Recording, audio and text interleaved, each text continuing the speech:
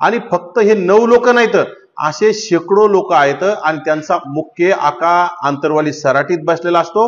खरं तर त्या मुख्य आकाच्या मोठ्या आकाच्या मुसक्या आवळल्या पाहिजे, कारण मोठा आका जर जेलमध्ये टाकल्याशिवाय त्या सर्व त्यांचे गावगुंड असतील, मटक्यावाले, गुटक्यावाले, दारूवाले, ह्या वाळूवाले, ह्या सगळ्या गोष्टी बंद होणार नाहीत। आणि जोपर्यंत बंद होत नाहीत तोपर्यंत या राज्यामध्ये राज्य अस्थिर करण्याचं काम जरांगे नावाचा बालिश माणूस करत राहणार आहे।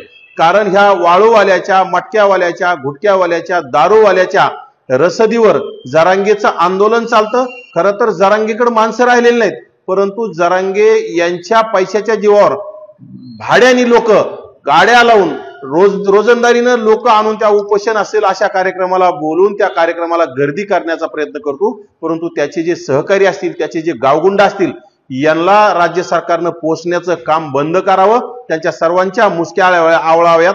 खरं तर फक्त जालना जिल्ह्यात त्याचे सहकारी नाहीत, बीड जिल्ह्यामध्ये सुद्धा त्यांचे गुंड आहेत, ते सुद्धा जरांगेच्या आंदोलनाला रसद पुरवण्याचं काम करतात। या सर्वांच्या मुसक्या आवळून, खरं तर यांच्या आवळण्यापेक्षा जरांगेच्याच मुसक्या आवळल्या पाहिजे, कारण त्यांचा सर्वांचा मुख्य आका जरांगे आहे आणि जरांगेच्या मुसक्या आवळल्यावर हे सगळ्या गोष्टी बंद होतील असं मला वाटतं। ऐकलं नवनाथ वाघमारे काय म्हणतात?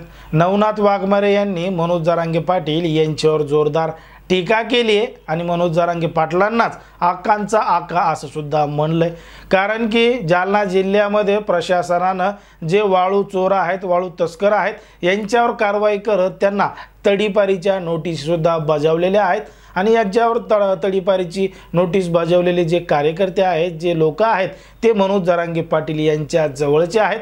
म्हणून मनोज जरांगे पाटील आता पुन्हा एकदा उपोषणाला बसणार आहेत, साखळी उपोषण करणार आहेत। मनोज जरांगे पाटलांवर सुद्धा कारवाई व्हायला पाहिजे, त्यांच्या सुद्धा मुसक्या आवळायला पाहिजे असं नवनाथ वाघमारे यांनी सांगितलेलं आहे।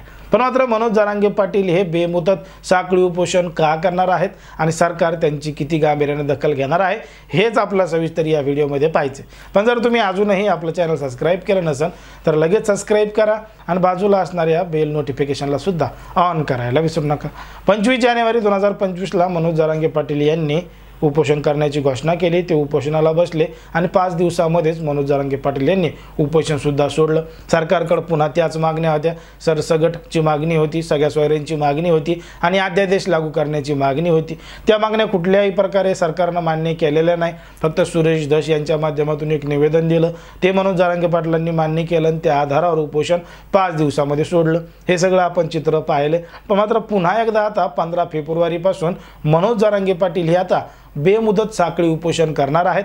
आता साखळी उपोषण करणार असल्यामुळं साखळी उपोषणाची दखल खरंच सरकार घेतं का? आता हे सरकार दखल घेत नसलं तरी त्या ठिकाणी मनोज जरांगे पाटील यांची कशा पद्धतीनं दखल घेईल हे आपलं पाहावं लागणार आहे। पण मात्र ज्या पद्धतीनं नवनाथ वाघमारे यांनी सांगितलंय की सरकार आता मनोज जरांगे पाटलांची दखल घेणार नाही, मनोज जरांगे पाटलांच्या मुसक्या आवळल्या पाहिजे, त्यांना जेलमध्ये घातलं पाहिजे। आता मनोज जरांगे पाटील यांचं जे साखळी उपोषण असणार आहे त्याला सरकार किती गांभीर्यानं घेतं हे सुद्धा पाहावं लागणार आहे। पण मात्र मनोज जरांगे पाटलांची हवा कमी झाली आहे, मनोज जरांगे पाटलांच्या पाठीमागं गर्दी राहिलेली नाही। जेव्हा 25 तारखेला उपोषण केलं तेव्हा लोकांनी आंतरवाली सराटीकडे पाठ फिरवली, अशा सुद्धा बातम्या समोर आलेल्या होत्या। आता साखळी उपोषणाला कसा प्रतिसाद मिळतो हे आपला पाहावं लागणार आहे। पण मात्र खरंच मनोज जरांगे पाटलांच्या या साखळी उपोषणाला राज्यभरात प्रतिसाद मिळेल का? तुम्हाला काय वाटतं हे अगदी स्पष्टपणे कमेंटमध्ये सांगा आणि अशाच पद्धतीचे नवनवीन व्हिडिओ पाहण्यासाठी आपल्या चॅनलला लगेच सबस्क्राईब करा।